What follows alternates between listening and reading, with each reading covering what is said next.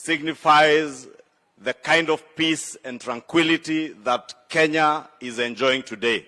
And I must take this opportunity to thank you for having ensured that the people of Kenya continue to enjoy the peace and tranquility that they prayed for even as they went into elections, Your Excellency. Your Excellency, I know our police force has been vilified for the actions that they have had to take to ensure that there is peace and our country, law and order thrives. But I want to encourage you that the task force, Your Excellency, that you appointed to look into the welfare of our officers, to hasten in the work that they are doing so that our police officers in this country are well taken care of.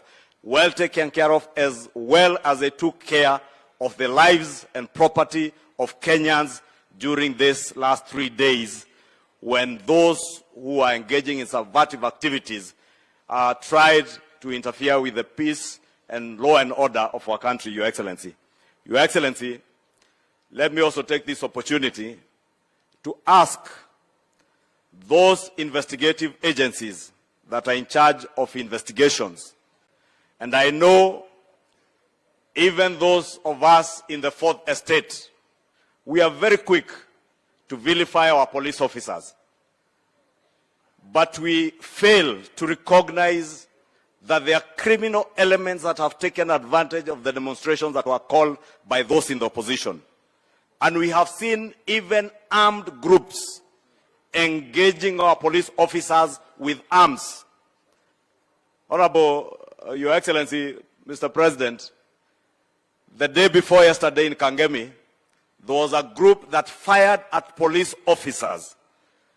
And we are lost at what the police are expected to do when criminals using firearms are firing at police officers in the disguise of demonstrations. Our police officers must be firm to maintain law and order, and we must continue encouraging them. And we ask the investigative agencies to make sure that the criminal elements that have penetrated these demonstrations, Honorable Speaker, as those who have called for the demonstrations, we hear they call for the demonstrations, and together with their families, some have gone to Mombasa on holiday, others are in Dubai, others are in London, as they leave young people to be battered in the streets and to fight with the policemen in the streets, Honorable Speaker.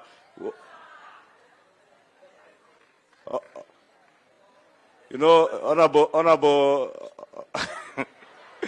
Mr. President, Your Excellency, you know we are used to addressing the Speaker in Parliament. So you should have said point of order, Mr. President, and I would have resumed. So, Your Excellency the President, being the Commander-in-Chief, I want to encourage you that do not relent in safeguarding the peace and security of our country.